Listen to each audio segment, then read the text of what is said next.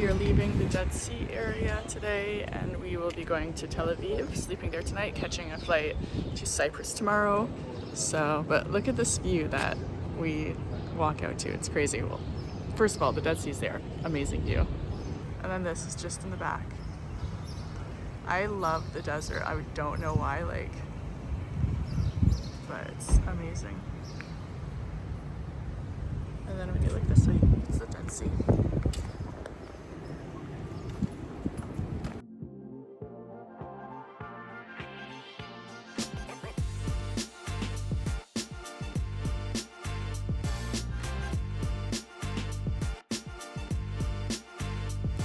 Masada is something I've always wanted to check out.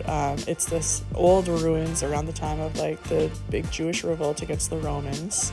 And I've always filmed at the bottom of Masada for whatever reason. I've never actually been on top, so I was very excited to be able to explore the ruins and see the views, which were absolutely stunning. It is such an amazing place. I saw some little ibexes and I wanted to get a shot of them closer. First of all, I'm like a loud walker, I guess. I didn't know that about myself.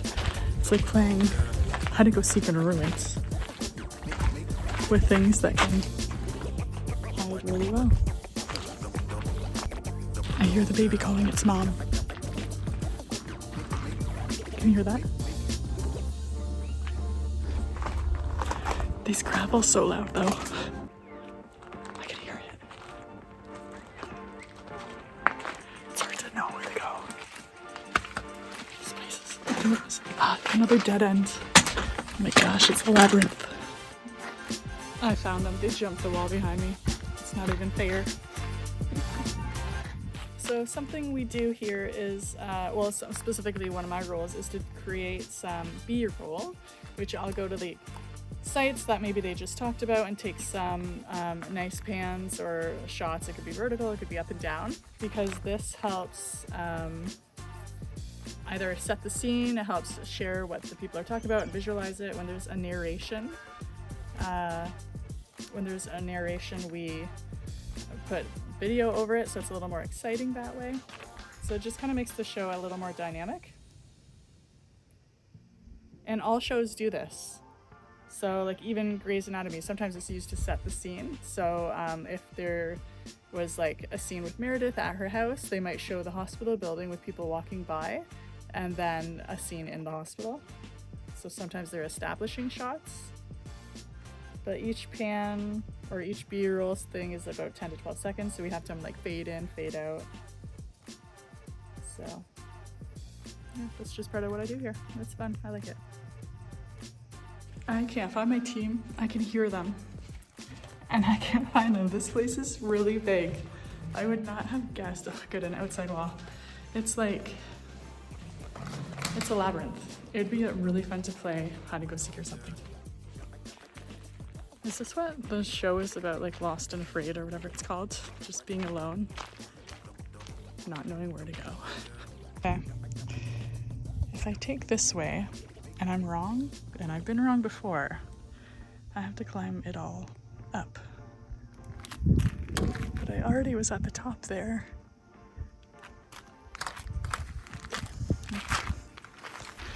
Some shade, that's tempting.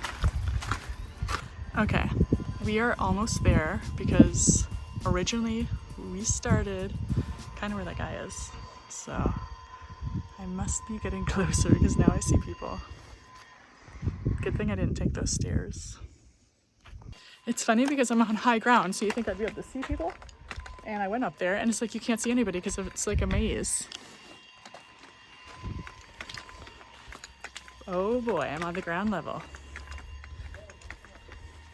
Almost. I just have to take this ramp.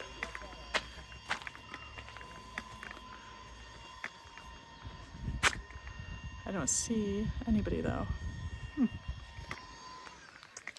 What should I do? A few moments later. Now, the story of Masada is that there was one way up and one way down. So I think I'm gonna go down and wait for them to come find me. Because I'm assuming they haven't built an entrance since 2,000 years ago. A new entrance.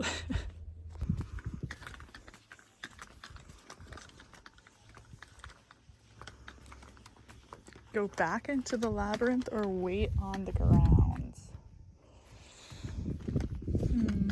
Choices. Now, the story of Masada. Well, I'm lost. I'll give you some history of the place. This is Masada, and there were people here, Jews, who were the last holdout when the Romans started conquering. And this is a mountain. There's one way up, one way down, like I mentioned. And the Romans are like, fine, we'll just guard the entrance, and they will die of starvation and of thirst. But Herod built this originally, and what he always did was build huge storehouses and cisterns for water and food, so they didn't actually have to worry about that. However, the Romans did, and they were like, crap, we're running out of food and water, now what do we do? And they ended up building a ramp. So I guess there are two ways in and out. They ended up building a ramp, and they started going up it, breaking down the walls. So then the Jews were like, crap, now we better figure... I'm still lost. I don't know where to go. Okay, anyway. They were like, okay, I guess we need to fortify this door.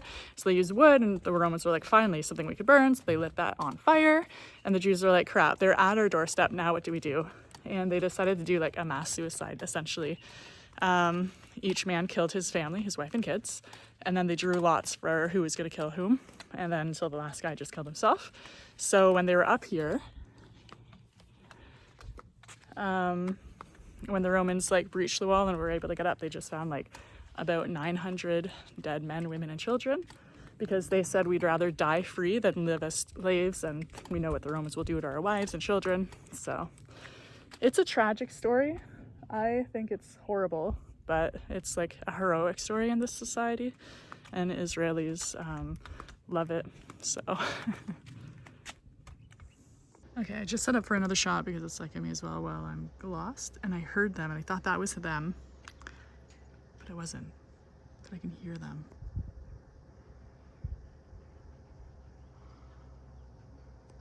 One eternity later. Okay, before you think I'm a total idiot for getting lost, this is the building that we go in. It's skinny, it looks like the wall. They did a really good job at making it look like a tourist center. It was really hard because I was up there and it just blends in perfectly. So I feel a little less stupid now. These guys are over here. No wonder I couldn't hear them anymore. I found it. There's Jeff.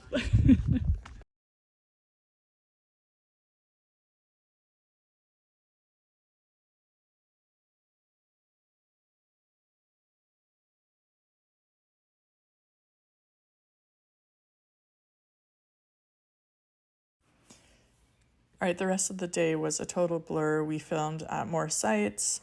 We saw some more ruins. We ate some lunch, some dinner, and then finally checked into our hotel. All right, this is the last hotel in Israel.